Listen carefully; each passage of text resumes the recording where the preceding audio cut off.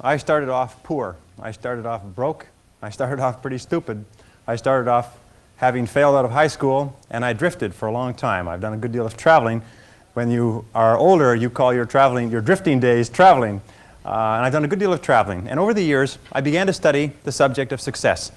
And I had one simple idea that came upon me in my late teens, and I think it was the most important idea that I've ever had. And it was simply this, that if you study successful people and you do what they do, you'll be more successful. And if you study unsuccessful people and you avoid doing what they do, then you will not be a failure. And then one of the things I've found that if you study success, you begin to internalize success principles. And if you practice proven success principles, and if you do what successful men and women have done throughout history, that you will be successful too. And it's such a remarkable discovery, but it has been worth a fortune to me.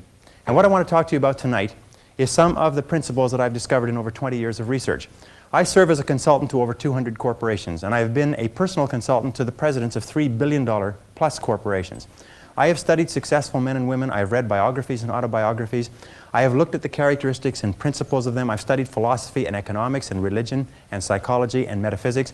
And I've come to 10 key qualities. Now, there may be more and there may be less, but I find that each of these 10 qualities that successful men and women have starts with the letter C. And the interesting thing about these qualities is, first of all, with them, success is predictable, and without them, failure is predictable. That if you have these 10 qualities, there's nothing in the world that can stop you from being an outstanding success. And if you lack sometimes even one of these qualities, that can be enough, can be the weak link in the chain that dooms one to a life of underachievement and failure.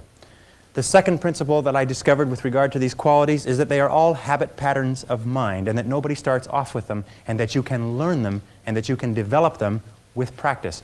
And the third thing that I found is that if you will practice these principles until they become habits, until they become automatic for you, then nothing can stop you. So let's talk about these principles. They start with the letter C, each one of them. There's 10 principles. The first principle starts with the letter C. It says clarity. And clarity is the starting point of all success. It means clarity of thinking. It means thinking clearly, and it extends from thinking clearly to a series of other things. With regard to clarity, it means the ability to determine exactly what it is that you want to be, have, or do in life. And the more I study successful men and women, the more I find that every single one of them, the top 5%, are very clear about where it is they're going and what it is they want to accomplish. And when I look at unsuccessful men and women, or men and women who seem to be unhappy and floundering, I find that almost invariably they have a very, very limited sense of direction, sometimes no sense of direction at all. You see, we as human beings are goal-seeking organisms. We only function at our very best when we're working toward accomplishing something that is important to us. And in my estimation, 80 to 90% of all the unhappiness, hostility, violence, psychosomatic illness, alcoholism, drug addiction, and so on in our society is caused by people having no sense of direction. They don't know where they're going. As they say, if you don't know where you're going, any road will take you there. I remember the analogy, the fellow goes up to the edge of the woods and he sticks his rifle into the woods and he closes his eyes and goes blam, blam, blam, blam, blam. Puts his rifle down, turns to his friend and says, boy, I sure hope something good runs into that. Now, if you understand this principle is terribly important. You can be the most talented, the smartest, the best educated person with the most valuable contacts and all the advantages in life, but if you are not focused, it doesn't do you any good at all. I wrote in an article for the Wall Street Journal that if you do not have clear, specific goals for your life, you are doomed forever to work for people who do. And that seems to be the case. And yet only 5% of people have goals. So the key starting point with regard to clarity is to know where it is you're going and what it is you want to be and what it is you want to have and what it is you want to do. Because in America, in the most blessed society in all of human history, you can have anything in the world that you want if you can decide what it is that you want. The second key with regard to clarity is decisiveness. Be decisive. I have never met a successful person who was indecisive, and I have never met a failure who was decisive. Be decisive. Develop the characteristic and quality of decisiveness. We know that the reason why we are indecisive is because we're afraid of making a mistake. But the terrible thing is that the way that we think becomes a habit, and the habit of indecisiveness can condemn us to failure. We can be talented and intelligent and ambitious, but if we cannot make the hard decisions in our life, and if we cannot make decisions readily, then what happens is we always have to work for people who do make decisions readily. Now, the interesting thing about decisions is that about 80% of decisions should be made the first time they come up. 80% of decisions should be made the first time they come up. And if you make decisions every single time they come up, sooner or later you will develop the habit of decisiveness. You'll be very clear about what it is you want, and it's easy to make decisions if you know what it is you want to accomplish. One of the major reasons why people are indecisive, in my experience, is they have no idea what they want to accomplish. It's almost like they come to the crossroads, but they don't know which direction to go. 80% of all decisions should be made the first time they come up. And I read a management consultant's report on decisions. He said, the thing to do about decisions is to make a decision. And if that doesn't work, make another decision. And if that doesn't work, make another decision.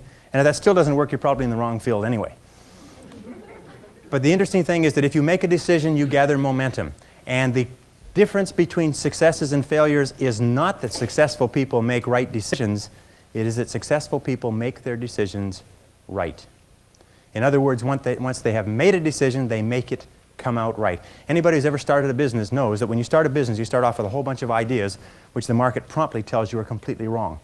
And you probably lose your shirt or most of it. And you have to revise every single decision that you have. But the desire to survive economically, the threat of losing your shirt, is a great motivation to learn quickly and to make decisions. So make decisions. The third point under clarity is to have a vision for yourself and a vision for your life. The key to having a vision is to have a dream. They say in the song, you've got to have a dream if you want to make a dream come true. And you can fulfill your dreams. All the great movers and shakers throughout all of history have been dreamers. They've been people with dreams. They've been people with visions. All leaders have vision. In the book of Solomon, it says, where there is no vision, the people perish. And the metaphysical meaning of that is that where people lack vision, they perish inside because they lose the excitement and the thrill of life. And what most people do, because of negative experiences, because of fear of failure and so on, is if they have a vision at all, they tone it down so it's so small and so safe that it doesn't turn them on. It doesn't excite them, and they wonder why life isn't exciting. A beautiful line I read not long ago said, if the best way to predict the future is to create it, which means to have a vision, and even though the vision is in the air or the sky, then build a foundation under your dreams. And when you see men and women who rise from poverty and obscurity to fame and renown, you invariably see someone who had a vision of what they could be and have and do that was far beyond what they were. Every one of us has had an experience. At one time, when we were small, we had a vision of being grown up and having our own cars. And as we grew older, we had a vision of having our own homes and our own families. And as we grew older, we had a vision of traveling and going to Europe. We fulfill all our visions. The wonderful thing is this, is that we always tend to achieve our goals. The problem is that our goals are set so low that even when we do achieve them, they don't turn us on. They don't fill us with enthusiasm. So dream big dreams, if you like, and focus on results, not activities. This is the key. Be clear about the results that you're trying to accomplish. This is one of the keys of peak performance, by the way. All peak performers are result-oriented. All losers or underachievers tend to be activity-oriented. And in activity orientation, what they do is they work very, very hard. Sometimes they work frantically. Sometimes they work longer hours than you do, but they lose sight of the results. Ben Trigo, the strategic thinker, said, the very worst thing in the world is to do very efficiently what need not be done at all. And many of us work very, very hard to do very efficiently what need not be done at all. And anybody who's ever had employees will tell you that every single day you come across your employees doing something very diligently, but it's completely irrelevant to the success of the business. So focus on results. Here's a key question to ask yourself when in your working life. I think it's one of the most important key questions. I'll give you two. Number one is, what results are expected of me? What results are expected of me? Not what activities, but what results or what outputs, what am I supposed to produce in my job? A second question you can ask yourself is, why am I on the payroll? Why am I on the payroll? Many people, especially in sales, they make the mistake of thinking that shuffling cards and reading through their sales literature and organizing their multiple listings and having coffee with the other people and reading the newspaper advertisements that they placed last week, that this is all part of selling. No, selling is when you're face-to-face with a real live prospect who is willing and able and capable of buying a product. Everything else from that is self-delusion. What results are expected? The results that are expected of us in selling are sales. And the only time that we are working is when we are doing something that contributes directly to that result. Isn't that true? Of course. But of course, why do we do the other things? I've come to the conviction that the reason why we do the other things is because they are fun and easy rather than hard and necessary. I think the major reason why people fail in life, if I can pass this on, which wasn't part of this, but the major reason why people fail in life is because of the expediency factor. That we always do, and we always take the fastest and easiest route to get the things that we want. But the fastest and easiest route in life is almost always the route to failure. It's short-term gain for long-term pain. We do what is fun and easy today instead of what is hard and necessary, and then we have to do what is hard and necessary at the end of our life when it's too late. And you'll find that the willingness and the ability to discipline yourself, to be clear about what it is you want, to be clear where you're going, to be clear about the results that you're expected to accomplish, and then to only work on those results. The ability to discipline yourself to do that is absolutely critical for success. It is not possible to conceive of a person being successful who is not capable of disciplining themselves to do what is hard and what is necessary rather than what is fun and easy. And especially when it comes to managing your time, when it comes to looking at what you should do on a day-to-day basis, focus on results, not activities. Now let me give you a method which has helped me. Write out your goals. All goals have to be in writing, by the way. If you don't have your goals in writing, then they're not really goals at all. They're merely wishes. And as they say, a wish is merely a goal without any energy behind it. Have your goals in writing. Write them out very specifically and clearly, and then do this. Every single morning, rewrite your major goals in the first person singular as though they already existed. Rewrite your major goals every single morning. Now, this should take you about 2 to 4 minutes, maybe 5. You can do it all in a paragraph. For instance, if your goal is to earn $50,000 a year, every single morning write, I earn $50,000 a year. If your goal is to be excellent in real estate, say, I am an excellent salesperson in my field. If your goal is to weigh a certain number of pounds, if your goal is to enjoy a certain kind of life, write down your major goals in the first person singular as though they already existed today every single morning. And then every single evening, take about 5-10 minutes, instead of watching television, just before you turn on the television, say, wait a second, I've got to review my progress.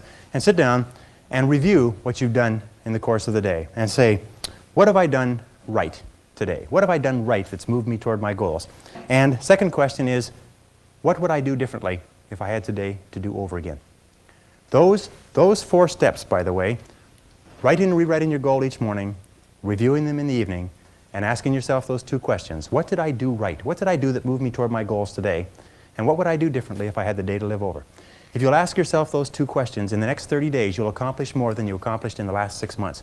This is the most incredible method I've ever seen. I learned it some years ago. Just rewrite your goals every morning. Because every time you write your goals down, you're programming them into your subconscious mind. When you program them into your subconscious mind, you set up a field of vibration within your brain. And this law of attraction, based on this field of vibration, attracts into your life people and circumstances that harmonize with your dominant thoughts. Everybody here has had the experience of starting to read about a subject, think about a subject, become interested in a subject, and suddenly you started to attract into your life books, magazines, articles, conversations, people, opportunities to expand on that subject. Have you had that experience before? What you do is you create a force field, which we cannot explain scientifically, but it is a field of vibration that goes out from you and attracts back into your life everything that you need to realize your dominant goals. And everybody's had the experience of writing down their goals at the beginning of the year and opening up the envelope at the end of the year and finding that 80% of the goals have been accomplished. Have you ever had that experience? Absolutely remarkable, isn't it? The only problem with goals is that we don't set enough of them and we don't set them highly enough. You can have anything you want. Imagine you could have anything that you want, anything that you can hold in your mind on a continuing basis you can have. Anything that you are crystal clear about wanting and are willing to pay the price to get, you can have. So clarity is the key. Be clear about what you want. Be clear about what you have to do to get it. Be clear about your vision. Be clear, speak, walk, talk, and act with clarity. And that's the final point with regard to clarity, is I have seen many men and women who have tripped themselves up by being beaters around the bushers, if you like. They are very careful about whatever they say, and by the time they say it, people have gone home for lunch. And one of the keys to success is to be very straight and to be very clear, be very precise. Interesting, one of the reasons why people do not speak to the point is for fear of offending others. Isn't that true? For fear of offending others. Interesting study they did last year. They asked a great number of executives, male and female. They said, if you had to tell a person something unfortunate with regard to their career that was going to affect their lives, and this is something that you've known for a long time, how would you go about breaking the news to them? And each of the person described the strategy they would take. They would set up the timing right. They would start off with a talk about talking about subjects that they had in common. They would close the door and keep out the noise. Anyways, they went around and around, and they're all circuitous routes for how they would get to the point. And then they reversed the question. They said, how would you like to be informed of this same subject? And every single one of them said, I'd like to be informed in a straightforward way. I'd like somebody to tell me straight the news. You see, all of us want to be dealt with in a straightforward way because we know we can take whatever it is. But we think that everybody else is too fragile. So what we do is we pussyfoot and tippy-toe around and avoid giving them the news, and we finally do get the news to them, sometimes causes more problems than is necessary. So be straightforward, be clear in your language, be clear in your actions. Let people know exactly where you stand, and let people know exactly what you've said and what you mean. Very, very important. And it takes practice, by the way.